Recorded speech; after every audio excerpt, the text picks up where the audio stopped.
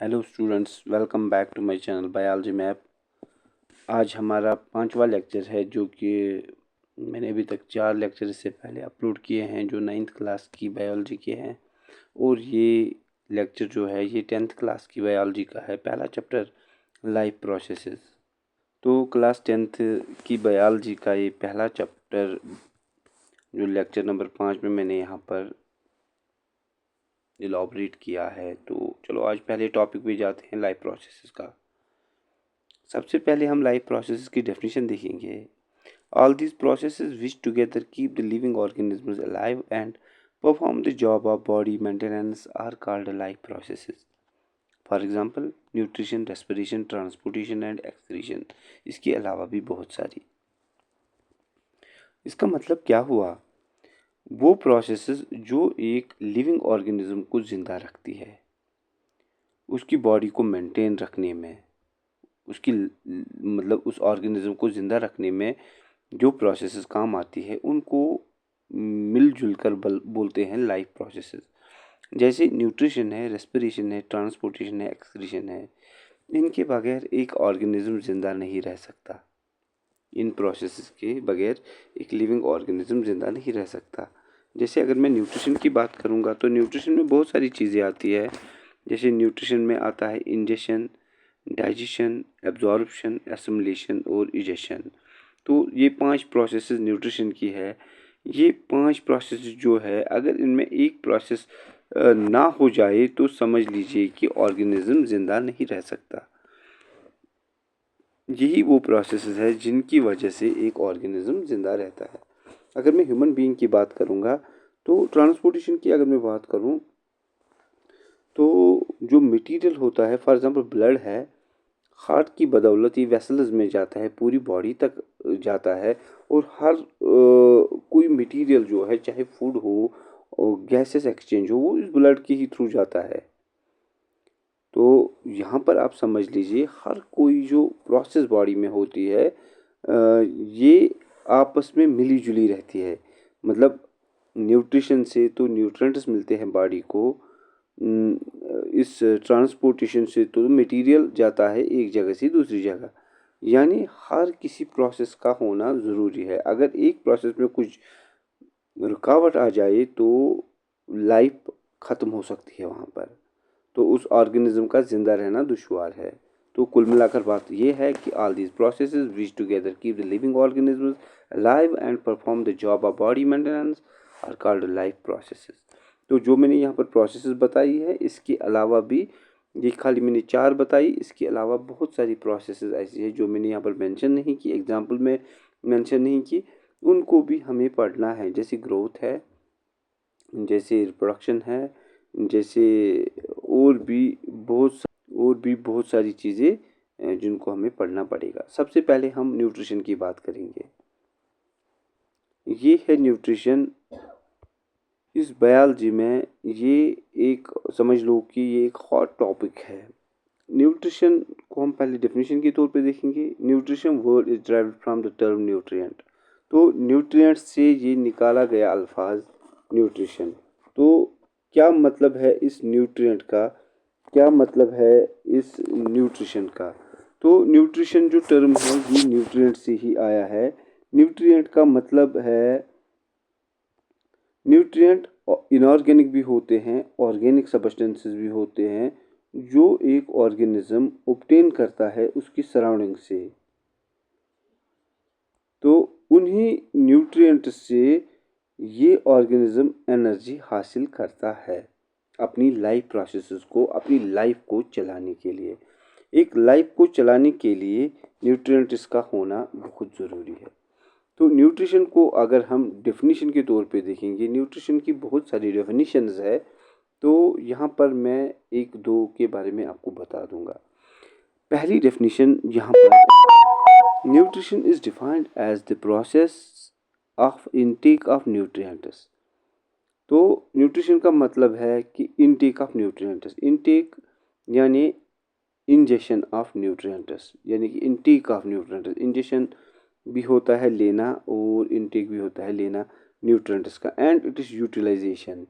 फिर उसका इस्तेमाल जहाँ जो ऑर्गेनिज्म इस्तेमाल करता है उन न्यूट्रिएंट्स को अपनी बायोलॉजिकल एक्टिविटीज़ में। बायोलॉजिकल एक्टिविटीज़ बोले तो लाइफ प्रोसेसेस की ही बात हो रही है यहाँ पर, यानी वो न्यूट्रिएंट्स इन्हीं लाइफ प्रोसेसेस को चलाने के लिए लगती है। तो यहाँ पर ये हो गई एक डेफिनेशन, न्यूट्रिएंट्स का लेना और उनका इस्तेमाल इस बॉडी को चलाने के लिए, वो न्यूट्रिशन कहलाता है। तो यहाँ पर और एक डेफिनेशन है, nutrition is defined as the injection of food,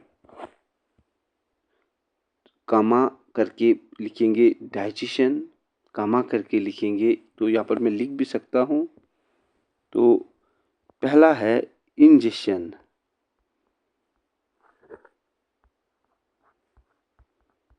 injection, फिर है डाइजेशन, फिर है एब्जॉर्प्शन,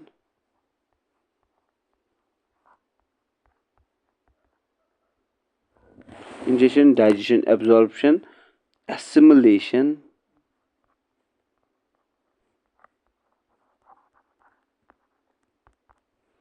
उसके बाद है लास्ट वाली एंड इजेक्शन, इजेक्ट।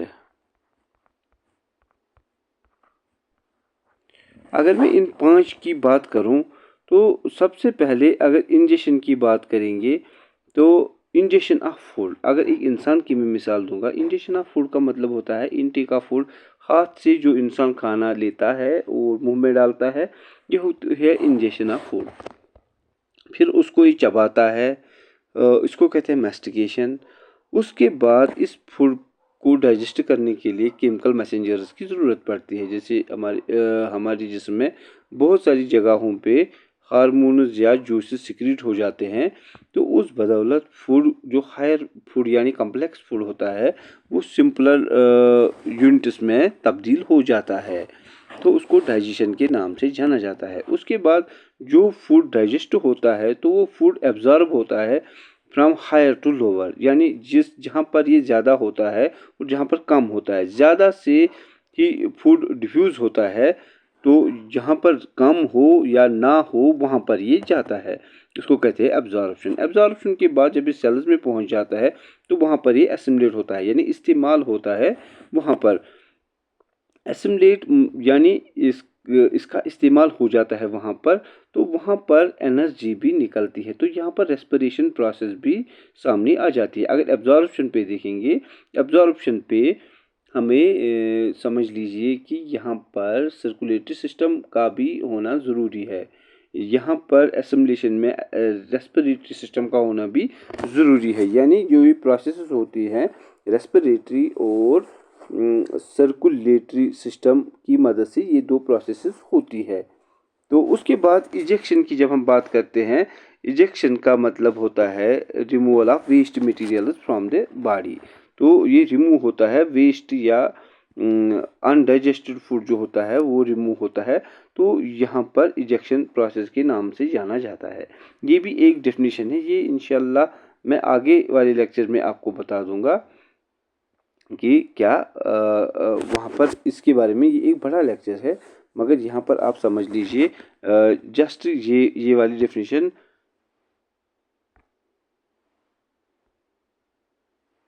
ये वाली डेफिनेशन आप पहले याद रखिएगा।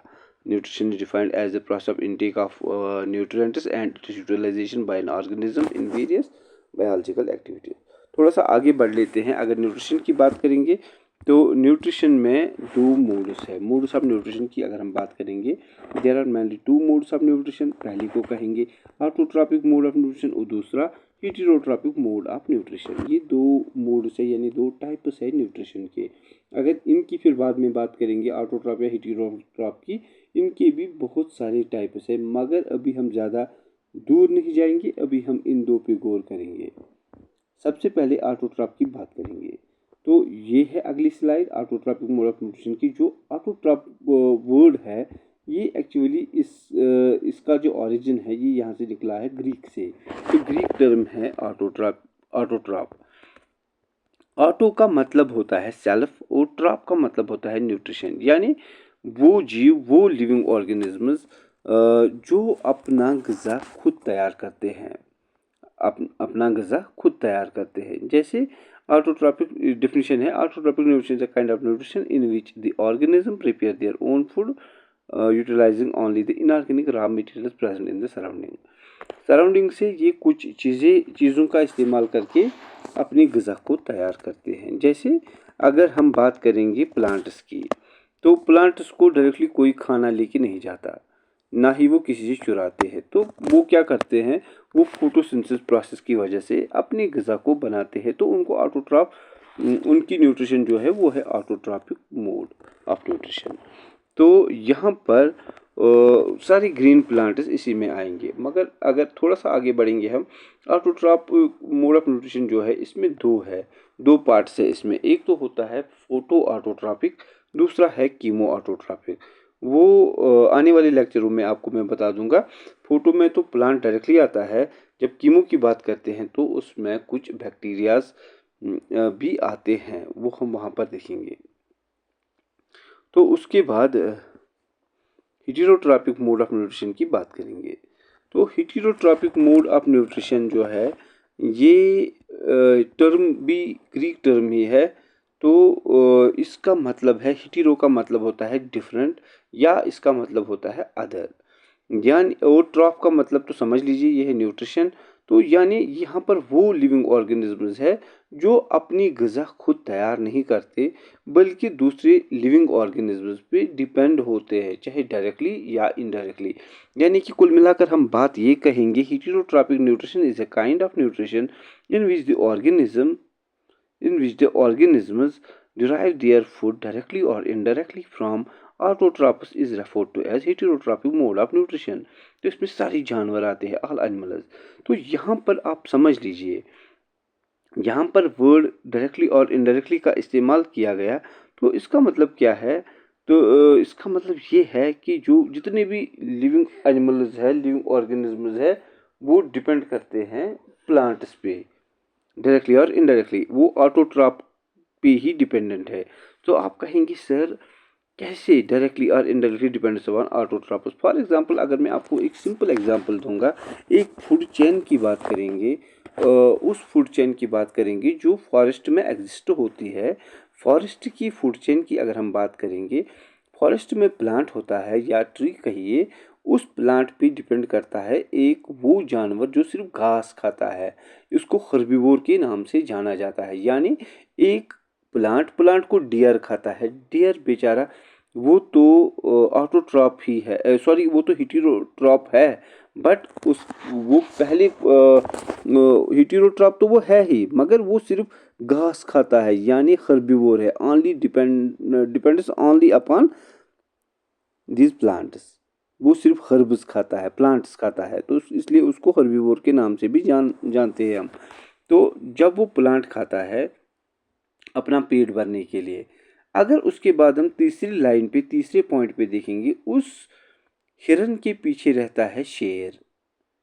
शेर वो जानवर है, लाइन वो जानवर है जो कभी घास नहीं खाता, वो डिपेंडेंट है इस हर्बीवोर पे।